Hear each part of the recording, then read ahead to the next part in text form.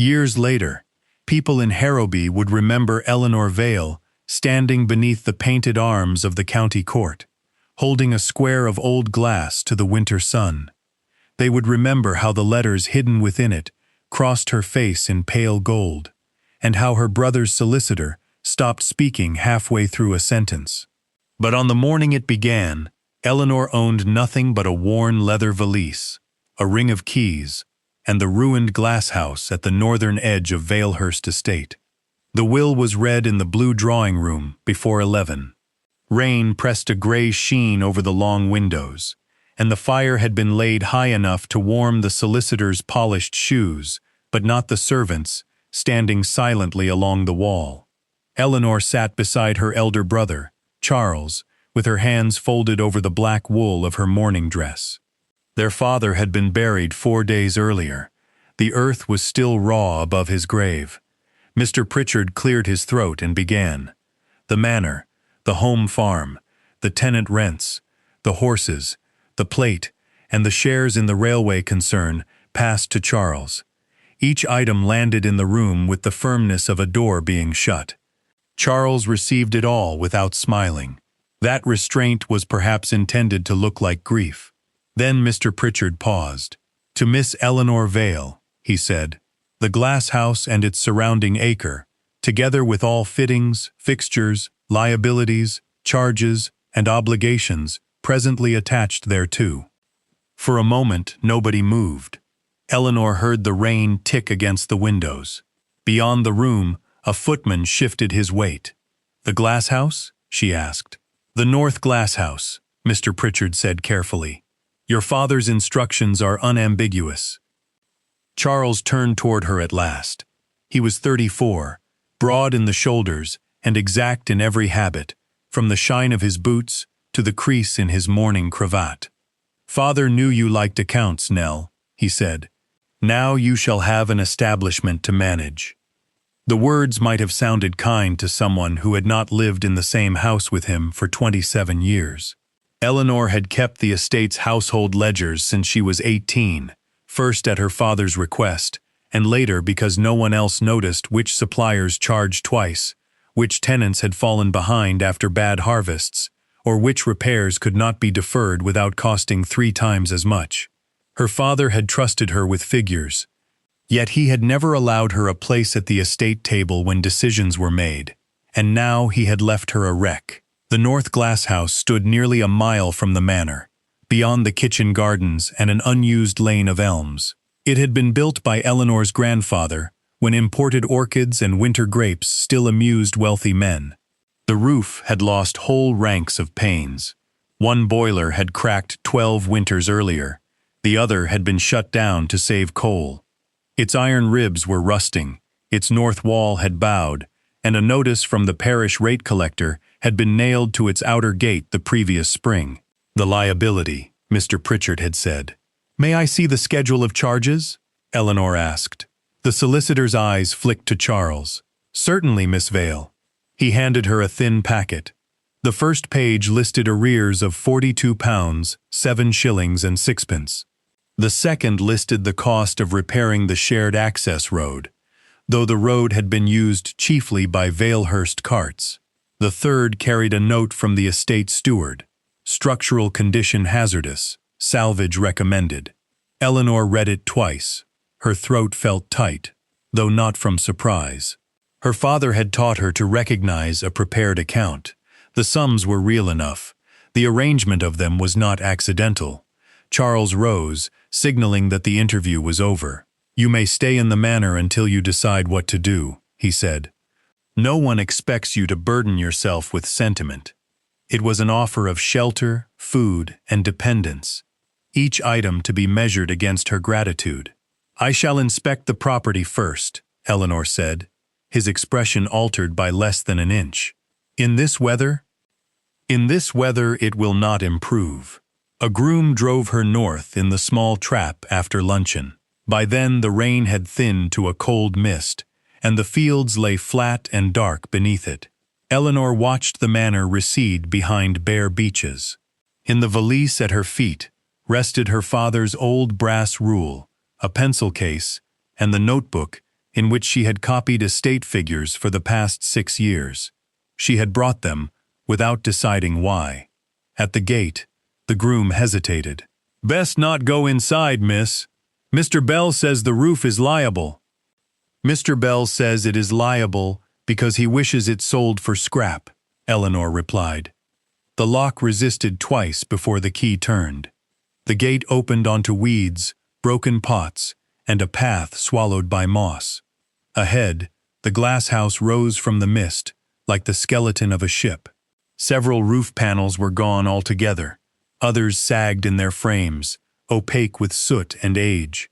A fig tree had thrust itself through a bench near the central house, its branches black against the clouded glass. Eleanor stepped inside. The air smelled of wet earth, old iron, and dead leaves. Water fell at intervals from the roof, tapping into cracked stone channels.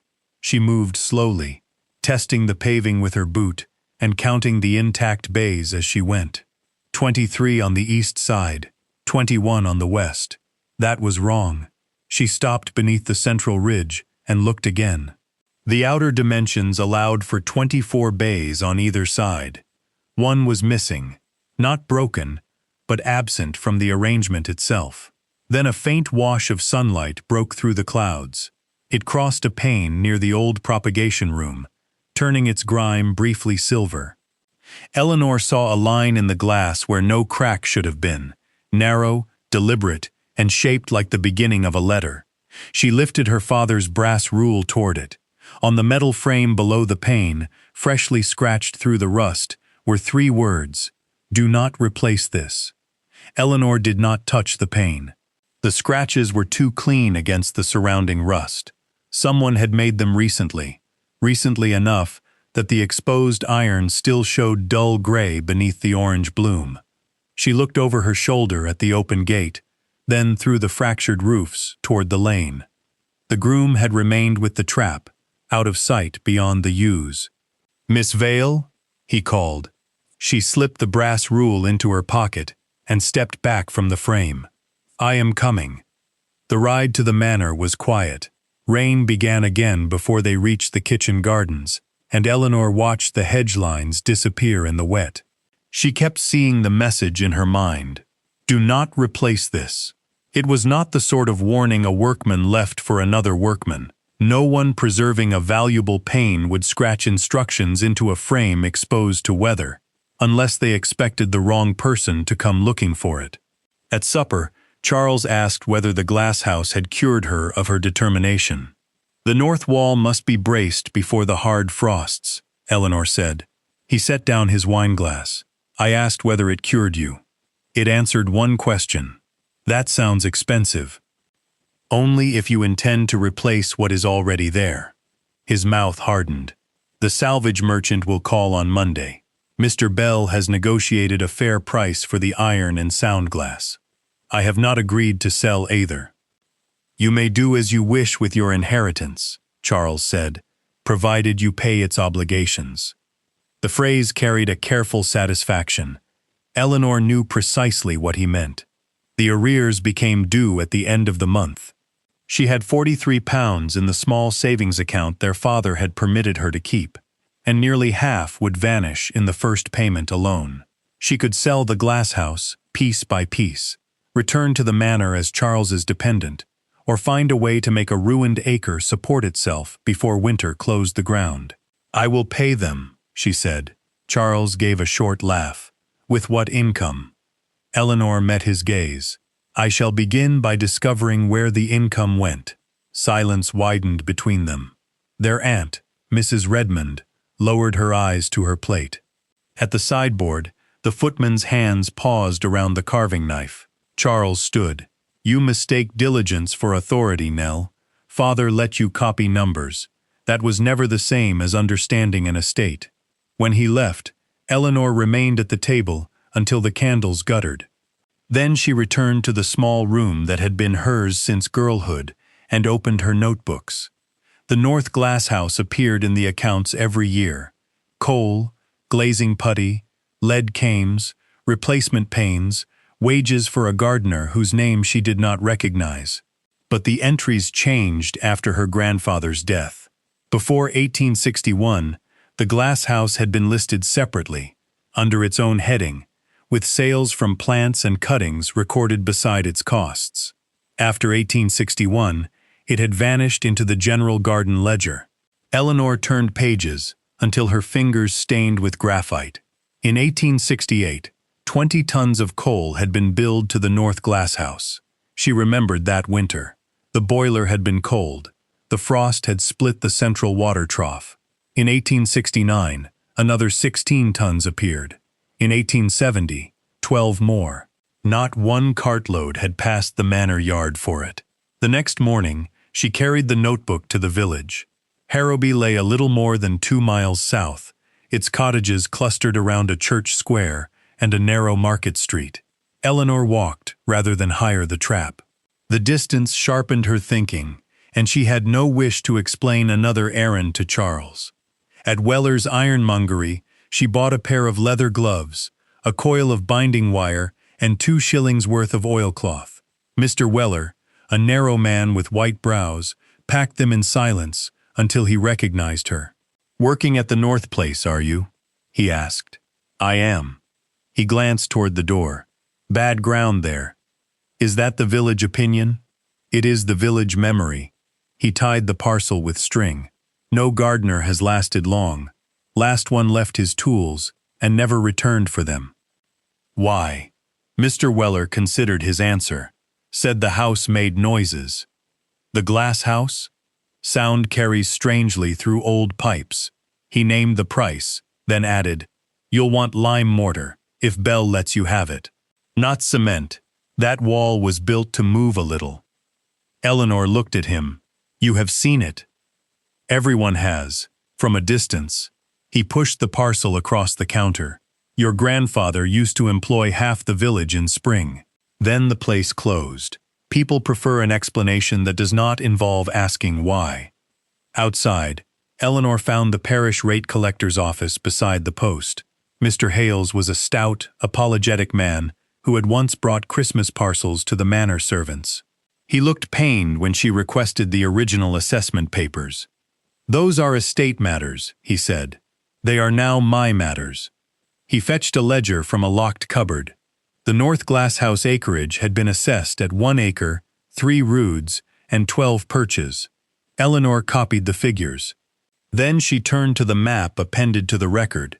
The boundary line ran west from the glasshouse wall, crossed the lane, and continued through a narrow strip of orchard that Charles had included in the manor's harvest accounts for years. "This cannot be correct," Mr. Hales said, leaning over her shoulder. "Why not?" "Because that strip belongs to Valehurst. It belongs to the North Glasshouse according to your parish record." He took the page from her more quickly than politeness allowed. "There may have been an error. Errors do not usually carry survey seals." On her way back, Eleanor stopped at the edge of the disputed orchard. The trees were old, their lower trunks whitewashed against winter insects. Beyond them, a boy of perhaps 10 was gathering fallen branches into a bundle. He watched her with open suspicion. "Do you live nearby?" Eleanor asked. "My ma'am does." "Did you ever see anyone working in the glasshouse?" The boy shook his head. "My gran did. She said old Miss Ada grew blue flowers there." "Who was Miss Ada?" He frowned. "The one who got sent away." Before Eleanor could ask more, a woman's voice called sharply from a cottage door. The boy dropped his bundle and ran. At the glasshouse, she found the gate standing open. She was certain she had locked it. Inside, the old propagation room smelled of damp soot and something else, fresh lamp oil. The warning beneath the pane had been scraped away. In its place, cut deep enough to catch the light, was a single new line: "Sell before Christmas." Eleanor read the words twice, then pressed one gloved finger against the lowest cut. A bright curl of iron clung to the leather. The message had been made that morning. She searched the propagation room without disturbing more than she must. Mud darkened the paving near the eastern door, where a narrow print crossed the moss and ended beside the cold water cistern. The intruder had worn a boot with a triangular repair at the heel. Nothing had been stolen, but the etched pane bore a fresh smear, as though someone had tried to lift it before discovering that its leaded frame was fixed from behind. Eleanor closed the gate and turned the key. The lock clicked properly. Whoever had entered possessed another key. She returned to the manor only long enough to pack her clothes. By 4 o'clock, Charles found her fastening the valise. "You cannot mean to sleep there. There is a gardener's cottage beside the west wall. It has been empty for years. So has the room you intend me to occupy." Charles folded his arms. "This performance will not make Father's decision less final." "No," Eleanor said, "but it may help me understand it." She did not mention the second warning. Charles knew the estate's keys, servants, and paths better than anyone. Accusing him without proof would teach her nothing, except how carefully he could deny it. The cottage consisted of 2 rooms beneath a slate roof. Its chimney drew badly, one window lacked a shutter, and mice had opened the flour sack left in the cupboard. Yet the hearth was sound. With oilcloth over the broken pane and a borrowed blanket from the housekeeper, Eleanor made it habitable before dark. The next morning, she began with figures. She placed the parish map, her copied accounts, and a measured sketch of the Glasshouse on the cottage table. 24 structural bays should have stood on each side. Only 23 appeared along the east wall, and 21 along the west. The missing spaces could not all be explained by later repairs, nor could the coal charges be dismissed as careless bookkeeping. Each false delivery matched a payment from an account labeled Orchard Improvements, the orchard that legally belonged to her. By noon, she had identified 6 years of expenses shifted from the manor onto the Glasshouse: road gravel, pruning labor, drainage tiles, even wages paid during apple harvest. The total exceeded the arrears demanded from her. Someone had made her property appear unprofitable while using its land to enrich the estate. She carried her calculations to the steward's office. Mr. Bell sat behind a high desk, a brass key rack on the wall at his shoulder. He was a square-faced man of 50, with heavy lids and an air of permanent patience. "I require the North Glasshouse account books," Eleanor said. "You have the schedules attached to the will. I require the books from which those schedules were prepared. Estate records remain with Mr. Charles. The orchard charges concern my freehold." Bell's expression did not change. "That boundary has not been observed in living memory. A boundary does not vanish because a steward ignores it." She laid her calculations before him. Bell did not touch them, but his gaze stopped at the figures for coal. "An energetic piece of work," he said. "Energy can become expensive when misdirected. So can fraud." His eyes lifted. For the first time, the patience left his face. Eleanor looked toward the key rack. Several hooks were labeled in black ink: Dairy, East Lodge, Granary. One empty hook bore the faded word North. Bell followed her glance. "Lost years ago. Someone found it yesterday." She left before he could answer. At the Glasshouse, a woman waited beside the gate with the branch-gathering boy. She was perhaps 35, plainly dressed, with wind-reddened hands and a basket covered by cloth. "My son says you asked about Miss Ada," she said. "I'm Ruth Mercer. This is Tom." The boy stared at his boots. "Did your family know her?" Eleanor asked. "My grandmother worked here. Ada Vale taught her to graft fruit trees and keep propagation records." Ruth uncovered the basket. Inside were 6 small clay pots, each holding a cutting wrapped in damp moss. These came from the old blue flowering stock. Grandmother kept them alive after the Glasshouse closed. "Why bring them to me?" "Because Bell's men marked our cottage trees for felling this morning. Says the orchard is being cleared." The disputed orchard. Eleanor looked at the fragile cuttings. They were not blue flowers now, only bare green stems with pale roots. Keeping them alive would require warmth she did not have. But the southern potting room retained half its roof, and its small brick stove could be repaired. Tom helped clear broken glass, while Ruth swept soil from the benches. Mr. Weller arrived near dusk with lime mortar and a length of second-hand stovepipe, claiming he had been passing with a barrow, though his shop lay in the opposite direction. Together they sealed the worst opening, reset 3 loose bricks, and coaxed the stove into drawing. The room remained shabby, but by nightfall it was dry. The cuttings stood in a row beneath the clearest surviving panes. It was the first part of the property Eleanor had reclaimed. As Ruth prepared to leave, she touched one clay pot. A maker's mark had been pressed into its base, 2 concentric circles crossed by a vertical line. Eleanor had seen the same mark that morning, beside 3 unexplained payments in the earliest Glasshouse account. "What does it mean?" she asked. Ruth glanced toward the dark propagation room. "My grandmother said it was Miss Ada's promise. Whatever the estate took from the village, the Glasshouse would one day return." Eleanor looked again at the mark on the pot. "Did your grandmother explain what had been taken?" "No," Ruth said. "She was 12 when Miss Ada left. By the time I thought to ask, she confused old days with dreams." "Was Ada my grandfather's sister?" "His elder sister." The answer startled Eleanor. No portrait of Ada hung at Valehurst. Her name appeared on no family Bible page Eleanor had seen, and her father had never spoken of an aunt. Where was she sent? "To relatives in Bath," they said. Ruth drew her shawl tighter. But grandmother never believed it. Miss Ada had been preparing the Glasshouse for spring. She would not have abandoned her plants without leaving instructions. After Ruth and Tom departed, Eleanor carried the marked pot to the cottage. The symbol beside the old account entries was not merely similar, it was identical. Each marked payment came from sales of fruit stock to tenant farmers. Yet the corresponding money had not entered the estate's general income. It had been transferred to an account identified only as AV Reserve. The final entry, dated March 1861, read, "Balance conveyed to trustees upon fulfillment of winter condition."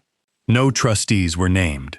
For the next 3 days, Eleanor divided her hours between repair and investigation. Mr. Weller lent her a glazing knife and showed her how to press putty without cracking old glass. Ruth brought sacking for the broken roof, while Tom cleared dead vines from the rain channels in exchange for supper and 6 pence a week. Eleanor recorded every nail, meal, and hour of labor. After paying for mortar, coal, lamp oil, and 2 replacement slates, she had £38 and 11 shillings remaining, enough to satisfy most of the arrears, or preserve the structure through December. Not both. The work revealed patterns neglect had hidden. The glass in the central house belonged to 3 periods. Recent panes were flat and clear. Older ones carried wavering lines from cylinder manufacture.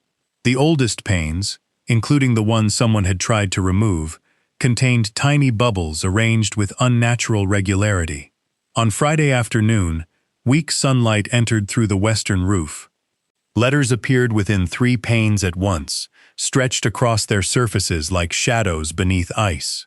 Eleanor called for Tom to close the outer door, then moved a sheet of white paper behind the first pane. The markings sharpened. They were numbers. Some resembled dates. Others appeared in pairs, separated by small crosses. Eleanor copied each group before the sun passed beyond the elm trees, and the glass clouded again. "Treasure directions?" Tom whispered. "More likely measurements." The pairs matched no sums in her notebooks. That evening she tried them as distances, temperatures, and quantities of coal. Nothing aligned until she placed the parish boundary map beside them. The first pair corresponded to the distance between 2 old survey stones. The second matched the width of the disputed orchard. The third gave the length of the Glasshouse's western wall, not as it stood, but as it should have stood, with the 3 missing bays restored. The panes formed a survey. Eleanor slept little. At dawn, she measured the west wall from the outside. Ivy and collapsed frames concealed its northern end, where the wall met an overgrown mound. Tom cut away the stems while she checked each interval with her father's brass rule and a borrowed survey chain. The visible wall stopped 58 feet short of the measurement encoded in the glass. Beneath the ivy, however, the stone foundation continued into the earth. They followed it toward the orchard until their spades struck a line of glazed drainage tile. It was dry, despite 2 weeks of rain. The tiles did not carry water away from the glasshouse. They led beneath the missing bays and turned toward the old boiler room. A drain with no water, Tom said, or a conduit built for something else. Before Eleanor could uncover more, hoofbeats sounded on the lane. Mr. Bell arrived with 2 laborers and a folded document bearing the Valehurst seal. "You are trespassing beyond your acre," he said. Eleanor opened the parish map. "My boundary extends through this orchard. According to an obsolete survey, Mr. Charles has instructed that the trees be cleared Monday. He cannot cut timber on disputed land." Bell handed her the document. It was a notice declaring the glasshouse structurally dangerous and ordering her to cease all work until an inspection could be made. "The parish issued this?" she asked. "Mr. Charles issued it as neighboring landowner. If the structure falls across his boundary, he bears the risk. The wall leans inward. Then you should welcome an inspection." Eleanor examined the signature. Charles's name was genuine, but the description beneath it claimed the glasshouse stood upon leasehold land granted by Valehurst. Her father's will called it a freehold. Bell signaled to the laborers. One drove a red stake beside the foundation they had uncovered. The other stretched a rope across the orchard, placing the dry tiles on Charles's side. "Move that marker," Eleanor said. Bell smiled without warmth.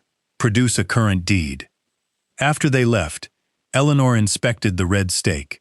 It had split one of the glazed tiles. Inside the broken section lay not soil, but a tightly rolled strip of thin copper. She eased it free with the glazing knife. Lines had been etched across its green-black surface. At the center was Ada's symbol. Beneath it, barely legible, were 4 words: "First Witness, the winter grapes." Eleanor wrapped the copper strip in oilcloth and carried it to the cottage. Winter grapes had once been the pride of Valehurst.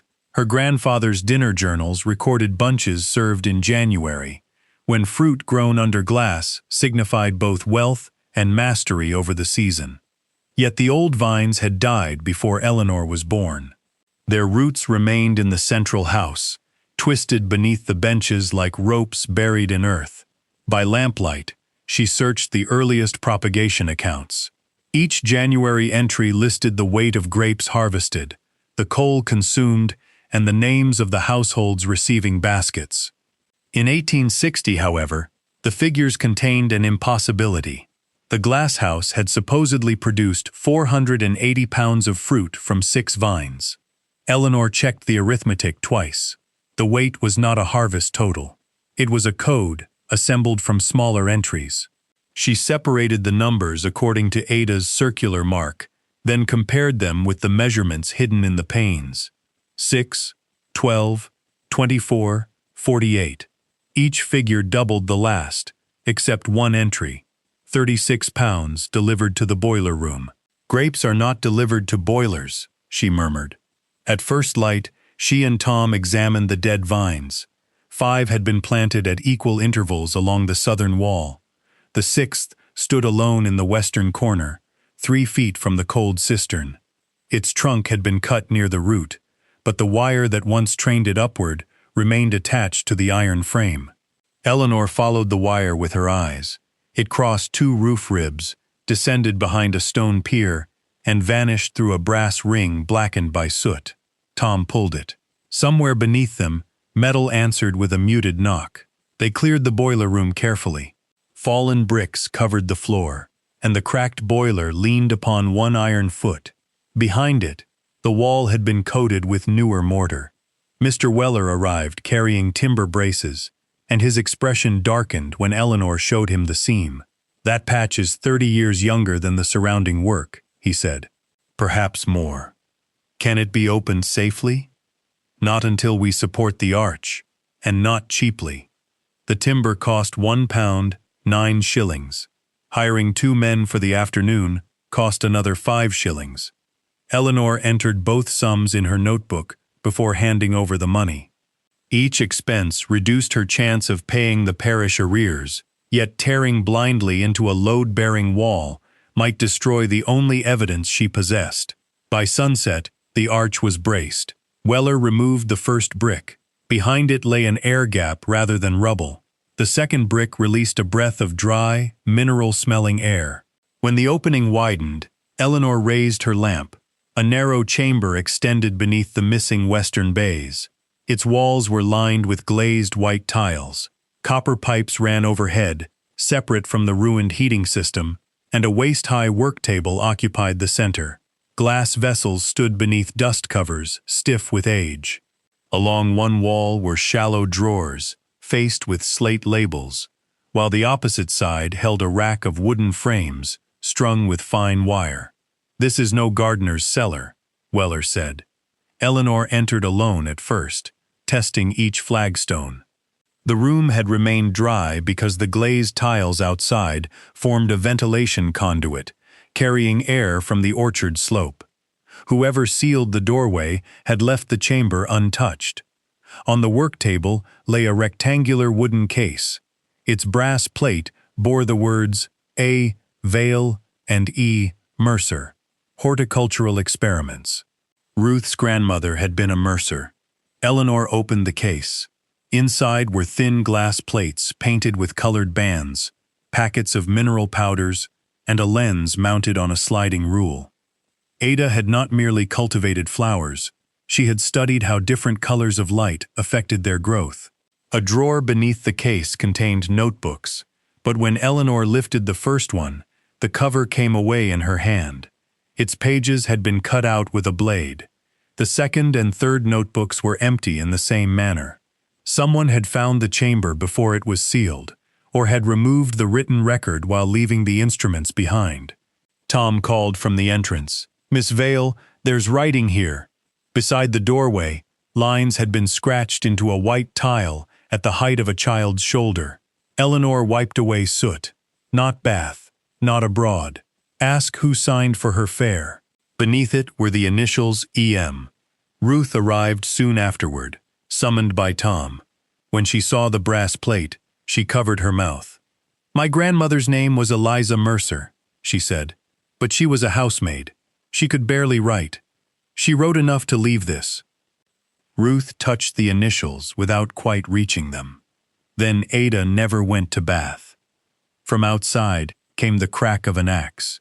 Eleanor climbed from the chamber and ran into the orchard. Bell's laborers had begun felling the first tree, despite the boundary dispute. Charles stood beside them on horseback, holding the reins in one gloved hand.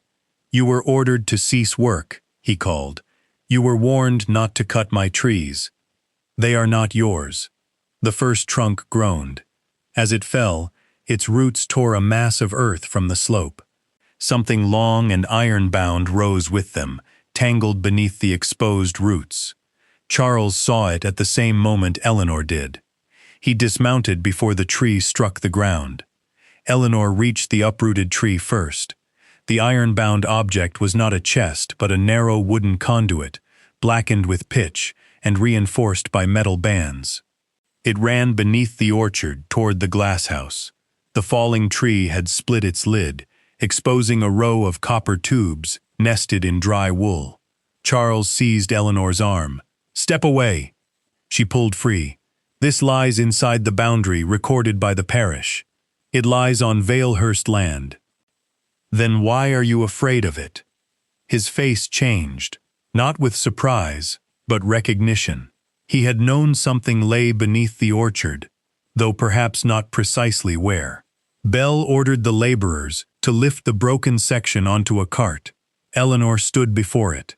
"Touch it," she said, loudly enough for Ruth, Weller, and the men to hear, "and I shall petition the magistrate for an injunction. Every person present will be named as a witness."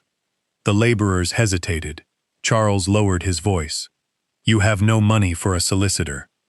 "I have enough evidence to interest one." It was a dangerous bluff. She possessed measurements, an old parish map, and a copper strip whose meaning remained uncertain. Charles possessed the manor's influence and every current estate document. But he also possessed too much caution to test her before witnesses. "Leave it," he told Belle. "Post a man here. No one is to interfere with it." He mounted and rode away. That evening, Eleanor and Ruth examined the exposed tubes without moving them. Each contained a tightly rolled sheet of treated paper. Moisture had entered the broken conduit, and the first roll was already darkening at its edge. "There may be dozens," Ruth said, "and they will be ruined by morning if frost reaches them." Removing them would violate Charles's order and perhaps weaken Eleanor's claim. Leaving them would destroy the very record Ada had labored to preserve. Eleanor sent Tom to fetch oilcloth while she warmed the southern potting room. One by one, under the eyes of Belle's watchman, she lifted only the rolls exposed by the split. She recorded their position, marked each wrapper, and asked Weller to sign the page as witness. The documents were not deeds, they were cultivation agreements, bearing the names or marks of laborers from Harrowby. Each family had contributed seeds, cuttings, knowledge, or work. In exchange, Ada promised them a share in any profitable variety developed at the Glasshouse. Ruth found Eliza Mercer's name on the 7th sheet. She was 14, Ruth whispered. The agreement granted Eliza 1/20th interest in a blue winter-blooming vine and in all glass methods devised for its propagation. The Vale family had not owned Ada's work alone. The village had held shares in it. Before midnight, Tom returned from checking the orchard with blood on his sleeve. Belle's watchman had caught him near the conduit and struck him with a hazel staff. The boy insisted the wound was nothing, but when Eleanor removed his coat, she found a deep cut above his elbow and swelling along the bone. Ruth's face went white. "We cannot pay a doctor." "I can. The doctor's fee, carriage, and medicine cost £1, 3 shillings. Tom's arm was not broken, but he would be unable to work for weeks. Eleanor added 6 weeks of his promised wages to Ruth's hand before dawn. "That money is for your rates," Ruth protested. "It became Tom's when he was injured protecting my property. If you cannot pay, Charles will take the Glasshouse. Then I shall face that consequence. Tom will not bear it for me." By morning, Eleanor had £34 and 14 shillings left, more than £7 short of the arrears. She could no longer satisfy the demand without selling her few valuables or finding immediate income. Charles arrived with a constable shortly after breakfast. Belle's watchman claimed Tom had attacked him with a pruning hook. The constable listened with visible discomfort as Ruth denied it, but the word of an estate employee outweighed that of a laborer's son unless someone of standing contradicted him. "I saw Tom return," Eleanor said. "He carried no hook." "You did not see the encounter," Charles replied. "No, but I instructed him to inspect my boundary. Responsibility is mine." The constable shifted. "Miss Vale, are you admitting that the boy entered land after being warned?" "I am stating that he acted under my employment upon land I lawfully own." Charles studied her. "Withdraw your boundary claim and surrender the documents removed last night. I will see that no charge is brought." Ruth caught Eleanor's sleeve. If Tom were taken before the magistrate, fear alone might scar him more deeply than Belle's staff. Eleanor thought of the dry chamber, the cultivation agreements, and the words hidden in glass. Then she opened her notebook. "I will not surrender the originals," she said, "but I will seal them with Mr. Pritchard until ownership is determined. In return, Tom remains with his mother, and Belle's watchman submits his staff for examination." The constable looked at Charles. Charles could refuse only by revealing that the papers mattered more to him than the alleged assault. "Agreed," he said at last. At the solicitor's office that afternoon, each roll was wrapped and sealed. Eleanor watched Mr. Pritchard lock them in his strong cabinet. As he turned the key, she noticed a familiar symbol embossed upon an old document box on the highest shelf. 2 concentric circles crossed by a vertical line. Below it, in faded ink, was written, Trust of Ada Vale, unexecuted. Mr. Pritchard saw where she was looking and stepped between Eleanor and the shelf. "My father kept that box," he said. "You have no authority to open it." "Perhaps not," Eleanor replied. "But now I know it exists." Mr. Pritchard's hand remained on the cabinet key. "The trust was never executed," he said. "The label itself makes that plain. A label is not a legal opinion. It is also not your property." Eleanor studied the old box. Dust lay evenly across its lid, but the shelf beneath it bore a clean crescent where the box had recently been moved. Did Charles ask about it before the will was read? Pritchard opened the door to his outer office. "Our business is concluded, Miss Vale." By the time Eleanor returned to the Glasshouse, Bell's watchman had gone. So had the broken conduit. Fresh wagon tracks crossed the orchard. The laborers had removed the entire exposed section, including the copper tubes that remained sealed inside it. Charles had honored the exact terms of their agreement while taking everything those terms had failed to protect. 2 mornings later, a bailiff delivered a claim for £86. The sum included the original arrears, 6 years of road maintenance, structural inspection fees, and compensation for fruit trees allegedly damaged by Eleanor's excavation. Attached was a copy of an agreement bearing her father's signature. It stated that if charges upon the North Glasshouse remained unpaid for 30 days after transfer, the property reverted to Valehurst. Eleanor read the date and felt cold spread through her hands. The agreement had supposedly been signed in April 1867. That month, her father had been bedridden with pneumonia. Eleanor herself had written his correspondence. His right hand had trembled so badly that he signed nothing without her supporting the page. The signature looked perfect, because it had been copied from an earlier document. She took the claim to Mr. Pritchard. He received her standing. "I cannot advise you," he said. "My firm represents your brother. Your firm prepared this agreement. My late father prepared it. Then show me the original." It has been submitted to the magistrate. The hearing was held the following day. Charles's counsel described Eleanor as a grieving woman misled by village superstition and determined to damage a structure she could not afford. Bell testified that she had ignored safety instructions. The constable confirmed that a child acting under her direction had entered disputed land at night. Eleanor produced the parish map and her copied accounts. Charles's counsel called the map obsolete and the accounts unauthorized transcriptions. "Where are the estate ledgers from which you copied these figures?" the magistrate asked. "With Mr. Bell." Bell rose. "The relevant volumes cannot be found." Without the originals, Eleanor's careful work became merely her word against theirs. The magistrate granted Valehurst temporary control of the orchard and prohibited occupation of the Glasshouse until the debt and structural danger were resolved. Eleanor had 7 days to challenge the reversion agreement before possession passed to Charles. When she returned, a paper seal crossed the gate. Ruth waited outside with Tom, whose injured arm rested in a sling. Mr. Weller stood apart, turning his cap in his hands. "Bell has warned the tradesmen," he said. "Anyone helping you loses Valehurst business." "I understand. I did not say I would stop." He looked toward the sealed gate. "I said the others have." That night Eleanor slept in the cottage because the order named the Glasshouse, not her dwelling. Shortly before dawn, she woke to the sound of wheels. Men were loading wooden crates onto a Valehurst wagon. By the time she reached the gate, 3 central panes had been removed, including the one first marked, "Do not replace this." Charles stood beneath a lantern. "You may not dismantle property under dispute," Eleanor said.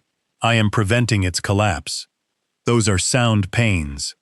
They belong to the structure now under my control." She gripped the gate. Breaking the magistrate's seal would allow him to have her arrested. Charles knew it. The wagon carried away 12 panes before sunrise. When the men departed, Eleanor found the southern potting room window smashed. Cold air poured through the opening. Inside, frost whitened the bench. Ada's surviving blue flower cuttings hung limp in their pots. Ruth knelt beside them, touching one blackened leaf. "All 6?" Eleanor asked. "Perhaps the roots." But Ruth's voice failed. The loss felt more intimate than the stolen glass. Those plants had survived through 3 generations of women who possessed little except the discipline to keep them alive. Eleanor had brought them back to the place where they began, only to let Charles's men kill them in a single night. Tom appeared at the gate. "I found this under the wagon track." In his good hand lay a triangular piece of leather fixed with 3 square nails. It matched the repaired heel print left by the person who had entered the propagation room. Belle had scratched the warnings. Belle had known which pain Charles wanted. Yet, if he had meant to frighten Eleanor away, why had the first message told her not to replace it? Eleanor turned the leather over. Faint blue dust clung to its underside, the same mineral pigment stored in Ada's hidden chamber. The chamber contained no loose pigment on its floor. Someone wearing Belle's repaired boot had opened one of Ada's powder packets, then walked through the propagation room before sealing the chamber years ago. Belle had not merely discovered the secret recently, he had helped bury it. Eleanor carried the leather heel piece into the cottage and set it beside Ada's copper strip. Blue pigment had collected inside the nail holes. Belle had stepped in the powder while it was dry and loose, not after rain carried it from elsewhere. The packet in the chamber had been opened before the doorway was sealed, yet the hidden room contained no footprints because its white-tiled floor had been scrubbed. Someone had removed Ada's notebooks, cleaned the chamber, sealed the entrance, and left behind only objects that appeared meaningless without her written explanations. Eleanor placed the copied glass numbers, the parish map, the cultivation agreements, and her oldest accounts across the table. She had treated them as separate records. Ada had designed them as one record divided among people who could protect different pieces. The village families held the agreements. The parish held the boundary. The Glasshouse held the measurements. The solicitor held the trust. And the missing notebooks had never been necessary. Ada had expected them to be stolen. Eleanor returned to the frost-damaged cuttings. 5 stems had blackened to their roots. In the 6th pot, beneath the collapsed leaves, a single bud remained green. Pressed into the pot's base was Ada's symbol. Eleanor turned it slowly. The vertical line did not end at the outer circle. It extended beyond it, like sunlight crossing a lens. She opened Ada's wooden instrument case and fitted the colored glass plates into the sliding rule. When she placed the blue plate over her copied numbers, some marks disappeared while others remained. The surviving figures corresponded to the panes Charles had removed. Not directions, Eleanor realized. Page numbers. At noon, weak winter sunlight entered through the broken roof.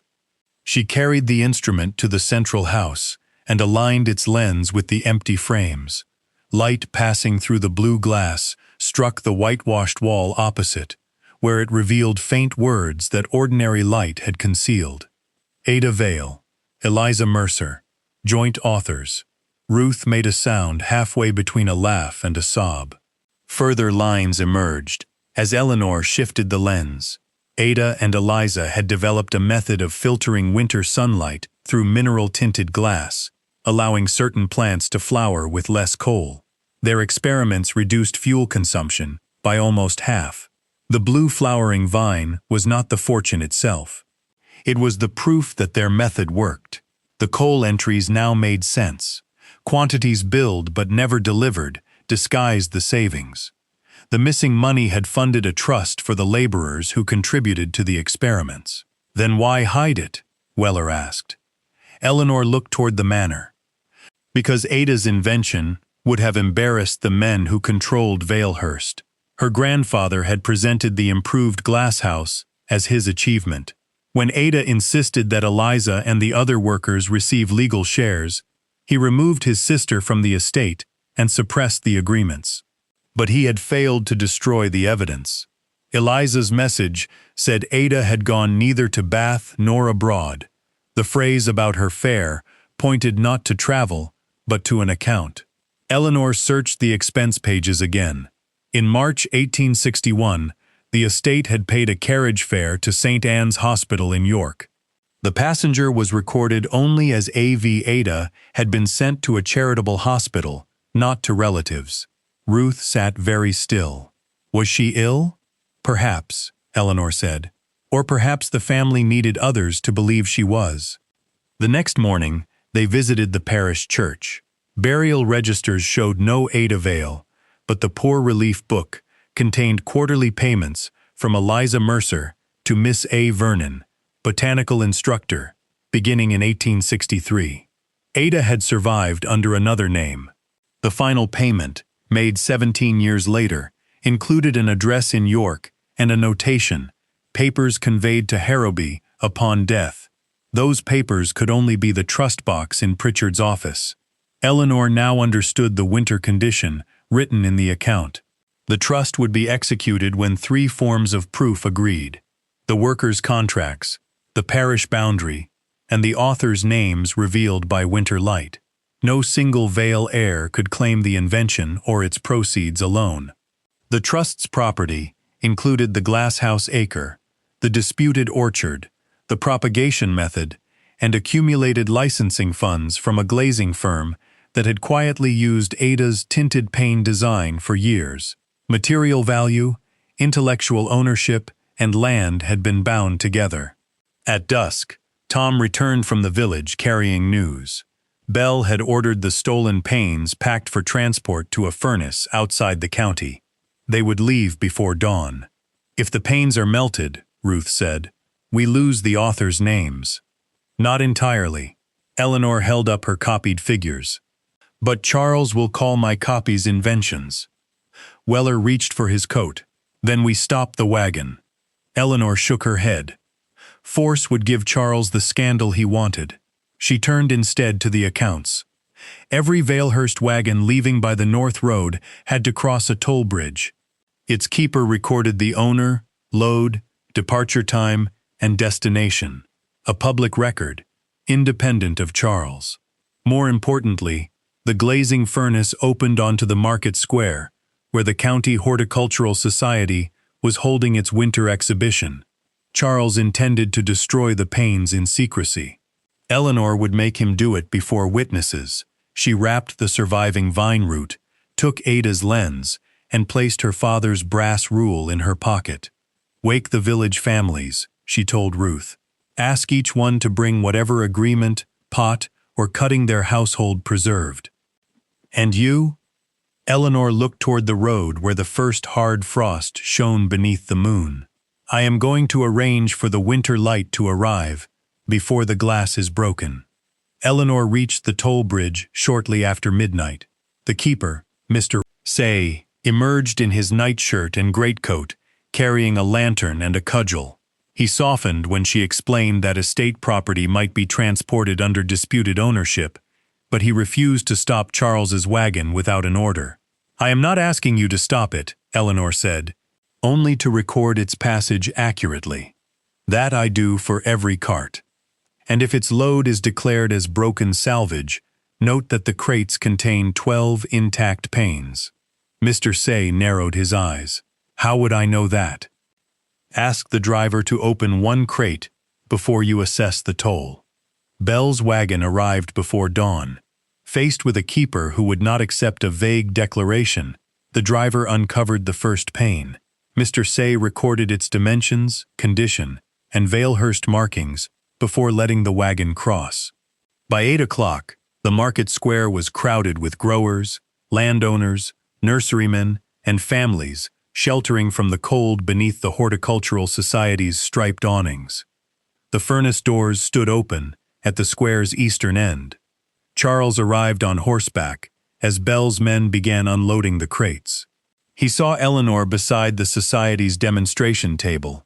Ruth stood with her, surrounded by 11 Harrowby families holding old clay pots, propagation agreements, and marked packets of seed. You are making a spectacle of yourself, Charles said. No, Eleanor replied. I am preventing one. He ordered Bell to carry the panes into the furnace yard.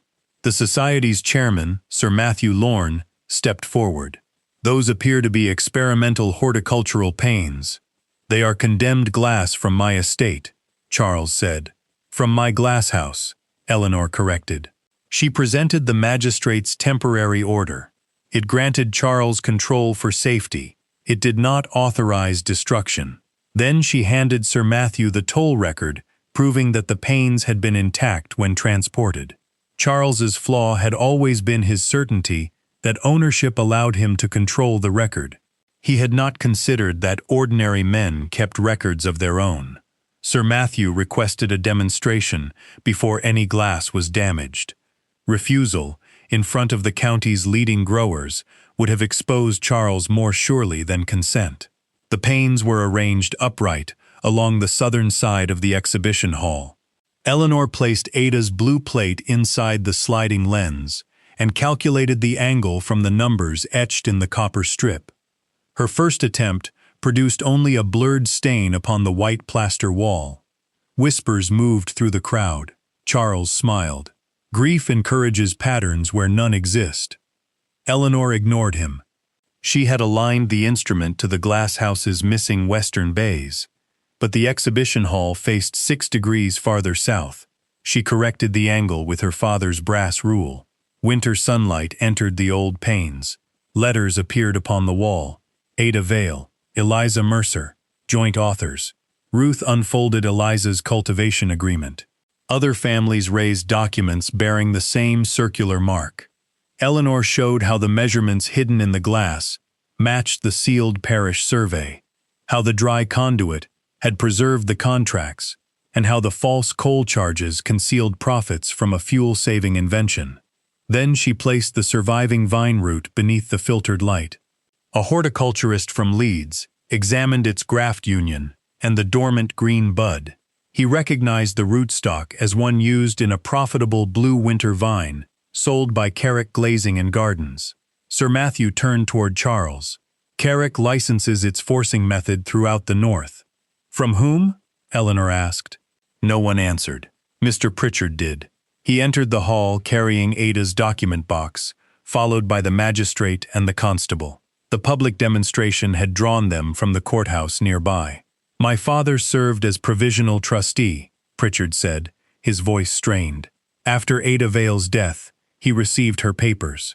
He failed to execute the trust because the Vale estate threatened to withdraw all business from his firm." "Your father is dead," Charles said. "His failures are irrelevant. Mine are not." Pritchard opened the box. Inside lay Ada's death certificate, under the name Ada Vernon, Eliza's sworn testimony, the original trust deed, and correspondence from Carrick acknowledging annual license payments. More than £6,000 had accumulated in an account controlled jointly by the Vale estate and Pritchard's firm. Charles stared at him. "You had no right." "I had a duty." Bell backed toward the furnace yard, but Tom pointed with his uninjured arm. "That's his boot." The constable took the triangular heel piece from Eleanor and compared it with Bell's repaired shoe. Under questioning, Bell denied entering the chamber. Then, attempting to defend himself, he claimed he had removed only the notebooks and not the copper records. Silence followed. No one had publicly stated that notebooks were missing. Bell's own knowledge betrayed him. He confessed that Charles's father had ordered the chamber cleared after Ada's death. Bell had later shown Charles the hidden trust mark and helped forge the reversion agreement, believing control of the glasshouse would give them the licensing fund. The magistrate suspended the reversion claim, placed the glasshouse under Eleanor's protection, and ordered the estate ledgers seized. Bell was arrested for assault, fraudulent conversion, and destruction of evidence. Charles was required to surrender the disputed orchard and answer for the forged agreement before the county court. As the crowd dispersed, Charles faced Eleanor beneath the words still glowing on the wall. "Father meant the estate for me," he said. "He did," Eleanor replied, "but Ada meant the truth, for anyone willing to bring it into the light." The words faded when a cloud crossed the sun, but their proof remained.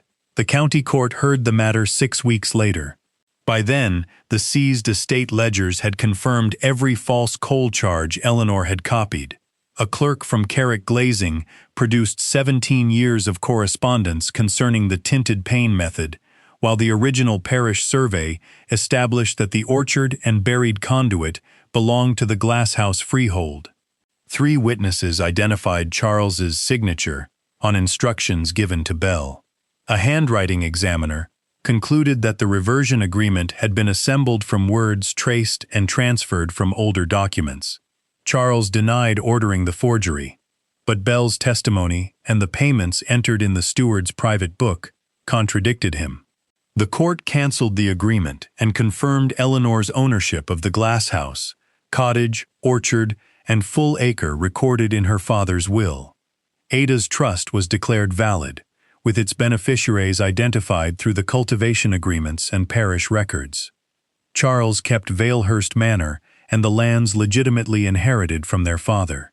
He lost the orchard, control of the licensing fund, and his position on the county agricultural board. He was also ordered to repay the money diverted from the trust and the expenses created by his fraudulent claim. To meet the judgment, he sold the railway shares and several hunting horses. Bell received a term of imprisonment for forgery, assault, and destruction of evidence. Mr. Pritchard resigned as Charles's solicitor and accepted public censure for withholding Ada's box.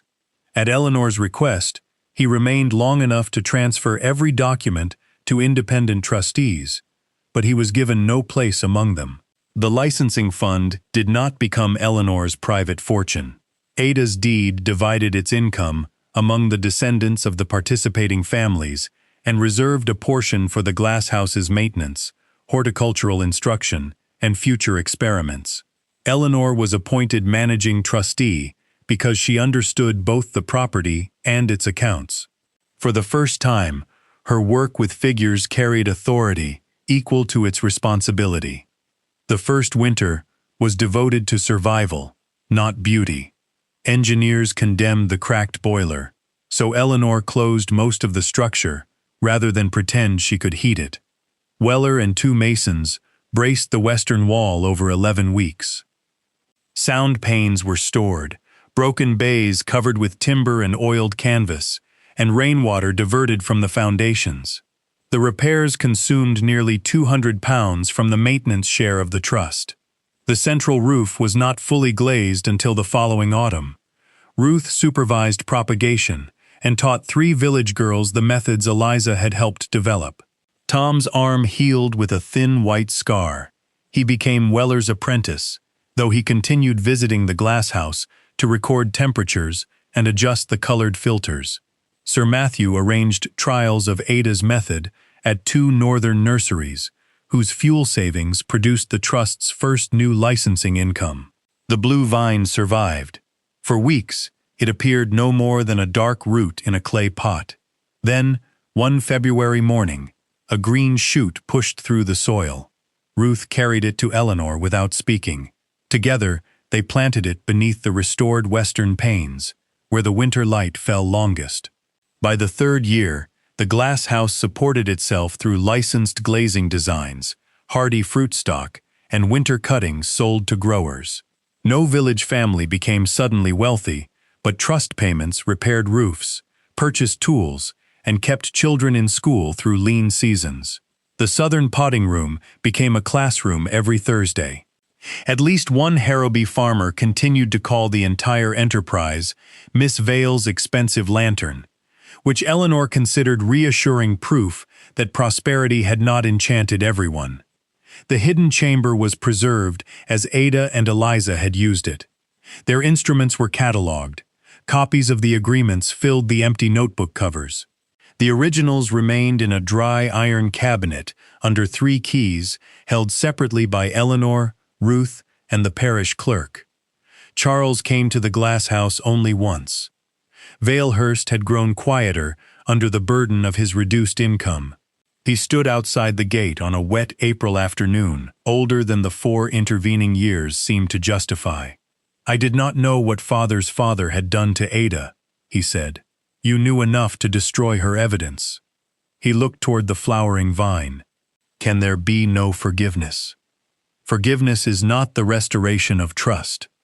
Eleanor did not send him away in anger, nor invite him inside. Charles left without crossing the threshold. It was the most honest boundary they had ever shared. On the 10th anniversary of the court hearing, the County Horticultural Society unveiled a modest plaque naming Ada Vale and Eliza Mercer as joint authors of the winter light method. Ruth's granddaughter read the inscription aloud before growers, laborers, and schoolchildren assembled. Beneath the central roof, Eleanor stood at the rear of the gathering. Around her, the Glasshouse no longer resembled a shipwreck. Rain traveled cleanly through repaired channels. Warm pipes murmured beneath the paving. Young vines climbed the iron ribs, and work tables carried experiments labeled in several careful hands. As the afternoon sun lowered, blue blossoms opened along the western wall. Their color moved across the old panes and scattered over the faces below. Eleanor thought of the will reading and the room in which every profitable thing had passed to her brother. She had believed then that her father had left her whatever the family valued least. Perhaps he had. The mistake was never in what she received. It was in what they had failed to recognize. When the visitors departed, Eleanor locked the records, banked the boiler, and walked to the cottage beneath the orchard trees. Light remained in the glasshouse behind her, not hidden now, but tended, shared, and bright enough to guide her home.